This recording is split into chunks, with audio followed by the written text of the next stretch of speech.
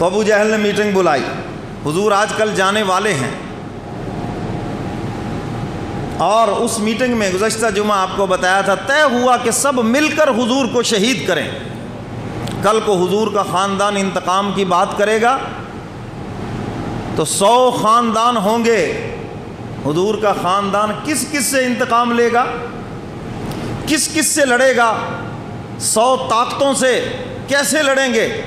بالآخر بات آئے گی دیت کے اوپر، تو سارے خاندانوں پہ تھوڑی تھوڑی دیت آ جائے گی۔ 100 اونٹ دیت ہے تو دیت آ جائے گی، بس اللہ اللہ خیر صلی اللہ، تھوڑی تھوڑی دیت ہوگی، ایک ایک دو ایک ایک اونٹ آئے گا، بس دے دیں گے، دیت پوری ہو جائے گی اور جان چھوٹ جائے گی۔ دیت کے حوالے سے بھی مسئلہ بتا دوں، 100 اونٹ ہی آج دیت ہے۔ اچھا کتنی مالیت کے ہیں 100 اونٹ؟ چلو مختلف ریٹ ہیں، 2 کروڑ کم از کم 2 لاکھ کا اونٹ، تو 2 کروڑ روپے دیت ہے۔ اگر آج عدالت مقرر کر دے دیت، یا صلح ہو جائے فریقین میں، قاتل مقتول پارٹی میں صلح ہو جائے اور دیت پہ بات طے ہو جائے، عدالت مقرر کر دے کہ اس کی دیت 2 کروڑ ہے، تو اگر 2 کروڑ لے کر انہوں نے معاف کر دیا تو کوئی غلط نہیں کیا، اسلام کے حکم پہ عمل کیا ہے۔ اور ہمارے یہاں کیا ہوتا ہے جی، پیسے لے کے بک گئے جی، خون بیچ دیا جی بھائی کا۔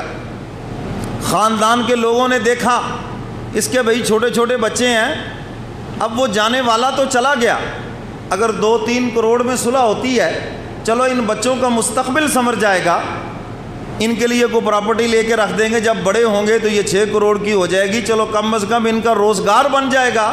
اگر خاندان کے لوگوں نے اس پہ سمجھوتا کر لیا تو کوئی غلط نہیں کیا، صحیح کیا انہوں نے۔ کیوں جی، سمجھ آئی ہے بات؟ یہ تو میں نے ایک وجہ بتائی، اور بھی وجوہات ہو سکتی ہیں۔ تو خیر وہ کہنے لگے جی دیت دے کے معاملہ ختم۔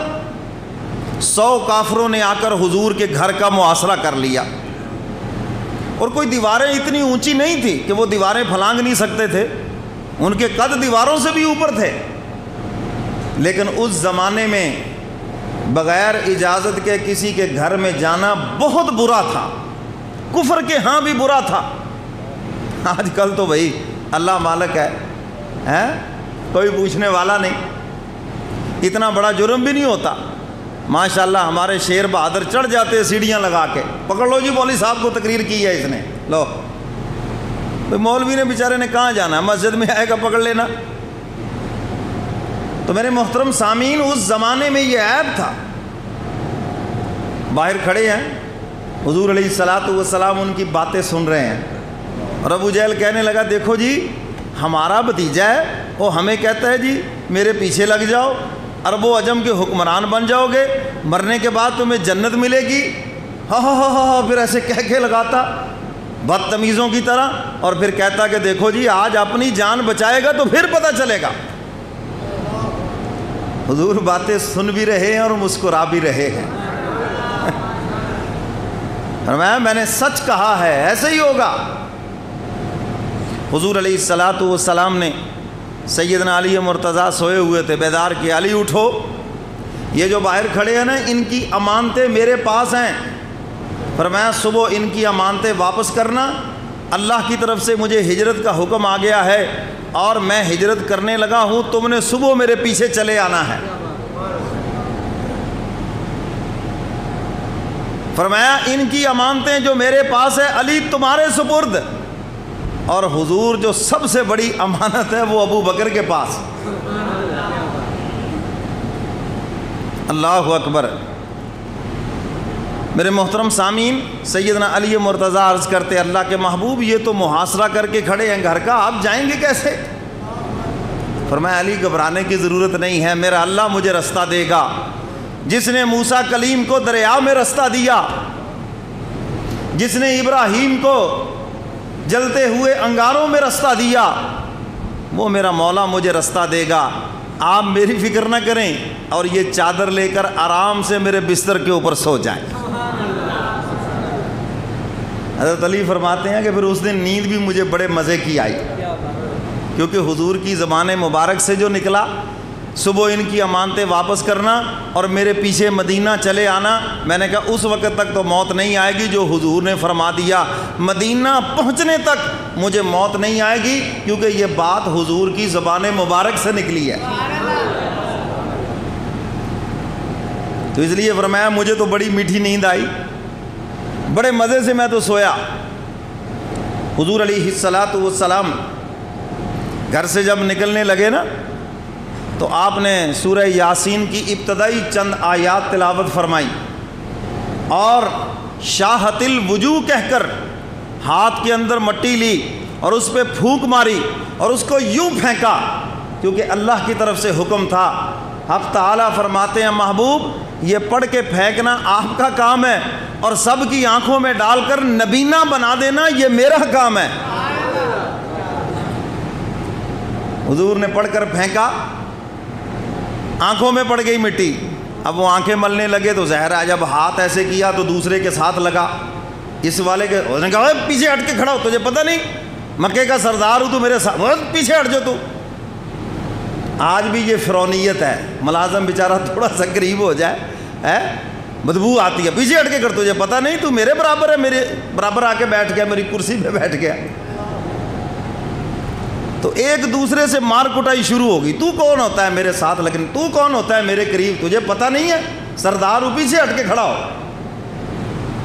پہلے تو زبان سے بد کلامی اور پھر مار کٹائی شروع ہوگی۔ اللہ فرماتے ہیں محبوب یہ اپنے کام میں لگ گئے، آپ آرام سے نکلے یہاں سے۔ تو حضور علیہ الصلاۃ والسلام ساتھ سے بڑے آرام سے نکلے۔ حق تعالیٰ نے ساری سازش اپنے محبوب کو بتا دی، فرمایا وَإِذْ يَمْكُرُ بِكَ الَّذِينَ كَفَرُوا لِيُثْبِتُوكَ أَوْ يَقْتُلُوكَ أَوْ يُخْرِجُوكَ۔ میرے محبوب وہ وقت یاد کرنے کے قابل ہے جب یہ لوگ بیٹھے مشورہ کر رہے تھے آپ کو زندہ رکھنا ہے یا آپ کو شہید کرنا ہے، آپ کو جلا وطن کرنا ہے، آپ کو قید کرنا ہے۔ حق تعالیٰ فرماتے ہیں میرے محبوب آپ کے متعلق یہ مشورے کر رہے تھے، فرمایا وَيَمْكُرُونَ وَيَمْكُرُ اللَّهُ۔ اللہ فرماتے ہیں میرے محبوب یہ بھی تدبیریں کر رہے تھے اور میں بھی تدبیریں کر رہا تھا۔ میرے محبوب یہ آپ کو مٹانے کی تدبیریں کر رہے تھے اور میں آپ کو بلند کرنے کی تدبیریں کر رہا تھا۔ حق تعالیٰ فرماتے ہیں میرے محبوب لَعَمْرُكَ إِنَّهُمْ لَفِي سَكْرَتِهِمْ يَعْمَهُونَ۔ میرے محبوب مجھے تیری عمر کی قسم ہے یہ تمہیں مٹانے والے خود مٹ جائیں گے اور تیری نبوت و عظمت کا ڈنکا قیامت کی صبح تک بجے گا۔ میرے محبوب یہ تدبیریں کر رہے ہیں آپ کو مٹانے کی، میں تدبیریں کر رہا ہوں آپ کو بلند کرنے کی، یہ تدبیریں کر رہے ہیں آپ کو شہید کرنے کی اور میں تدبیریں کر رہا ہوں آپ کو بچانے کی۔ حق تعالیٰ فرماتے ہیں واللہ خیر الماکرین، اللہ کی تدبیریں ہی بہتر ہیں، وہی غالب ہیں، حق تعالیٰ غلبے والے ہیں۔ اللہ فرماتے ہیں مجھے تو کوئی بھی شکست نہیں دے سکتا، مجھے تو کوئی بھی کمزور نہیں کر سکتا، میں جو چاہوں وہی کرتا ہوں، فعال لما یرید، جو چاہتا ہوں وہی کرتا ہوں، علی کل شیء قدیر، ہر چیز کے اوپر قادر ہونا۔ حکم میرا چلے گا، مرضی میری چلے گی، ان کی تھوڑی چلنی ہے۔ یہ سازشیں کر سکتے ہیں محبوب تیرے پیچھے بیٹھ کے بکواسات کر سکتے ہیں اور تو کچھ نہیں کر سکتے، ہوگا تو وہ جو تیرا پروردگار چاہے گا۔ حضور علیہ الصلاۃ والسلام شاہت الوجوہ کہہ کر جب وہاں سے نکلے تو یہ آپس میں مار کٹائی کر رہے ہیں، تو میرے ساتھ کیوں لگا، تو ایک صاحب آ گئے کوئی، اس نے کہا کیوں کھڑے ہو یہاں، کیوں لڑ رہے ہو، کیا معاملہ ہے تمہارا؟ بتایا کہ ہم ایسے حضور کا انتظار کر رہے ہیں، ہم نے ان کو شہید کرنا ہے. انہوں نے کہا تم ناکام ہو گئے, میں نے تو دیکھا وہ جا رہے تھے. انہوں نے کہا نہیں تو جھوٹ بولتا ہے, وہ جا سکتا ہی نہیں. ہم 100 لوگ یہاں پہ کھڑے ہیں, اللہ اکبر,